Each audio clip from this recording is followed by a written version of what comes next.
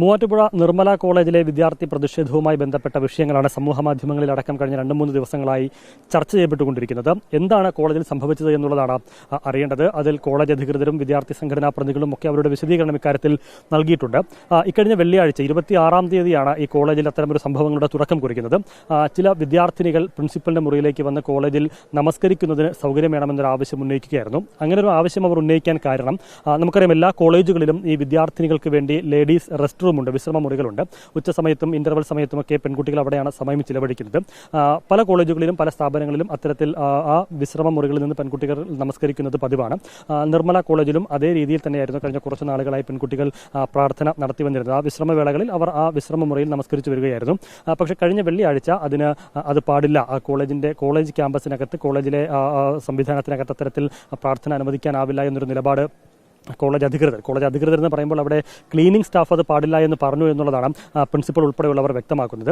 അങ്ങനെ നമസ്കരിക്കാനാവില്ല, കോളേജിനടുത്തുള്ള പള്ളിയിൽ പോയി നമസ്കരിക്കൂ എന്നൊരു ആവശ്യം ആ ക്ലീനിങ് സ്റ്റാഫ് ഈ വിദ്യാർത്ഥിനികളോട് ആവശ്യപ്പെട്ടു. അങ്ങനെയാണെങ്കിൽ അങ്ങനെ വിശ്രമ മുറിയിൽ ആ റെസ്റ്റ് റൂമിൽ നമസ്കരിക്കാൻ സൗകര്യമില്ലെങ്കിൽ, അവസരമില്ലെങ്കിൽ മറ്റൊരു സൗകര്യം വേണമെന്ന് ആവശ്യപ്പെട്ട് ചില പെൺകുട്ടികൾ പ്രിൻസിപ്പലിന്റെ മുറിയിലേക്ക് വരുന്നു. അത്തരമൊരു ആവശ്യം ഉന്നയിക്കുന്നു.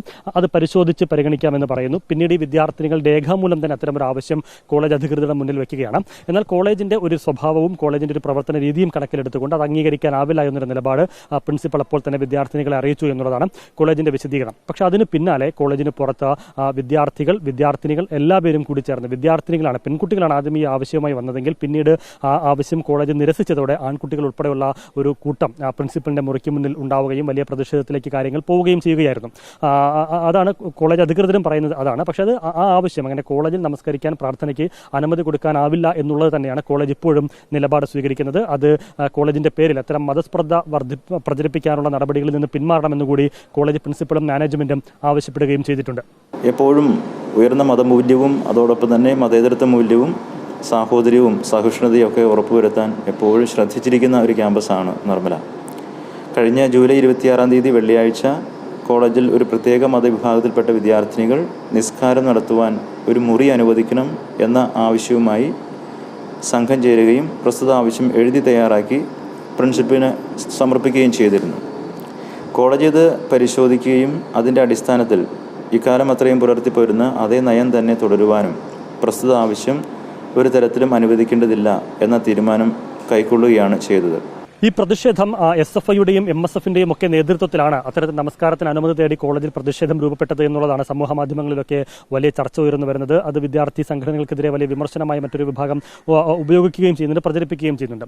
എന്നാൽ SFI ഈ വിഷയത്തിൽ ഇപ്പോൾ നിലപാട് വ്യക്തമാക്കിയിരിക്കുന്നു. അങ്ങനെ ഈ പ്രതിഷേധത്തിൽ SFIക്ക് ഏതെങ്കിലും തരത്തിൽ പങ്കില്ല എന്നുള്ളതാണ് അവർ വാർത്താക്കുറിപ്പിലൂടെ വ്യക്തമാക്കിയിരിക്കുന്നത്. KSUവിന്റെയും MSFന്റെയും കോളേജിലെ യൂണിറ്റ് കമ്മിറ്റി നേതാക്കളുമായി നമ്മൾ സംസാരിക്കുമ്പോഴും അവർ ഒരു ഔദ്യോഗിക പ്രതികരണത്തിന് തയ്യാറായിട്ടില്ല. പക്ഷെ അവരും പറയുന്നത് അങ്ങനെ തങ്ങൾ ഇത്തരം ഒരു പ്രതിഷേധത്തിന് നേതൃത്വം നൽകിയിട്ടില്ല, തങ്ങളുടെ നേതൃത്വത്തിലല്ല പ്രതിഷേധം നടന്നത് എന്നുള്ളതാണ്. കോളേജിലെ എല്ലാ വിദ്യാർത്ഥി സംഘടനകളിലും പെട്ട വിദ്യാർത്ഥികളുടെ നേതൃത്വത്തിലായിരുന്നു അത്തരം ഒരു പ്രതിഷേധം അവിടെ രൂപപ്പെട്ടു വന്നത് എന്നുള്ളതാണ് ഇവിടെ വന്നപ്പോൾ നമുക്ക് മനസ്സിലാക്കാനാകുന്നത്.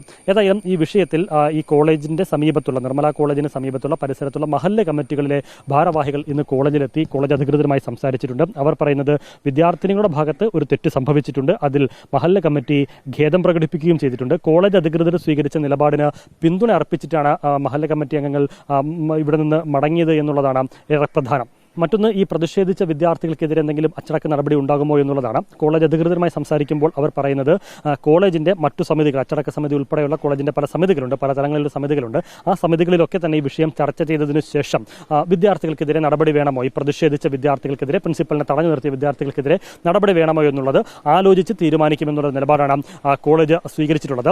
ഏതായാലും ഈ വിഷയത്തിൽ കുറച്ച് തെറ്റിദ്ധാരണയും അതിനപ്പുറത്തേക്ക് മറ്റു ചില താല്പര്യത്തിലുള്ള പ്രചരണവും നടന്നു എന്നുള്ളത് വ്യക്തമാണ്. ഏതായാലും കോളേജ് അക്കാര്യത്തിൽ നിലപാട് വ്യക്തമാക്കി ആ ആവശ്യം ഉന്നയിച്ച് പ്രതിഷേധ രംഗത്തേക്ക് വന്ന വിദ്യാർത്ഥികൾ അതിൽ നിന്ന് നിലവിൽ പിന്മാറുകയും ചെയ്തിട്ടുണ്ട്.